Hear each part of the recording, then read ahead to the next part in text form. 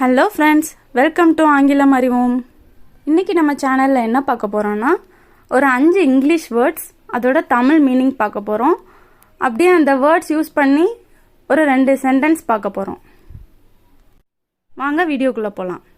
First word என்னென்னா alone.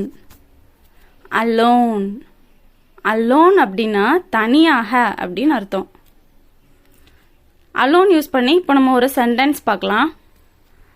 I am alone. I am alone. நான் தனியாக இருக்கிறேன். நான் தனியாக இருக்கேன் அப்படின்றத I am alone அப்படி சொல்லலாம். இப்போ இன்னொரு சென்டென்ஸ் பார்க்கலாம். Don't go alone.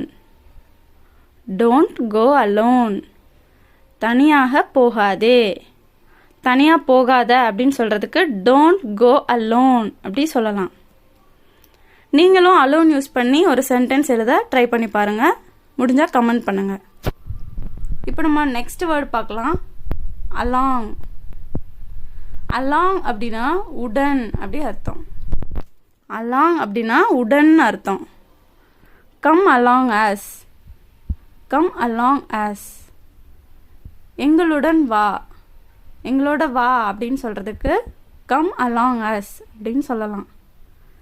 இப்போ நம்ம அலாங் யூஸ் பண்ணி இன்னொரு சென்டென்ஸ் பார்க்கலாம். Don't go along them. Don't go along them. அவர்களுடன் போகாதே.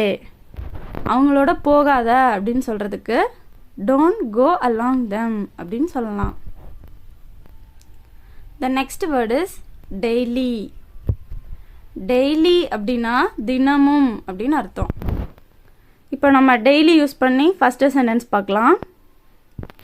Two exercise daily. Do exercise daily. தினமும் உடற்பயிற்சி செய்.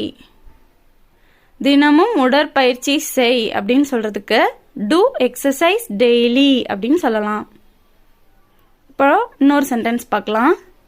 ஐ go to temple daily. I go to temple daily. நான் தினமும் கோவிலுக்கு செல்கிறேன். நான் டெய்லி கோவிலுக்கு போவேன் அப்படின்னு சொல்கிறதுக்கு ஐ கோ டு டெம்பிள் டெய்லி அப்படி சொல்லலாம். இப்போ நம்ம 4வது வேர்டு பார்க்கலாம். ஃபாஸ்ட். ஃபாஸ்ட் அப்படின்னா வேகம்.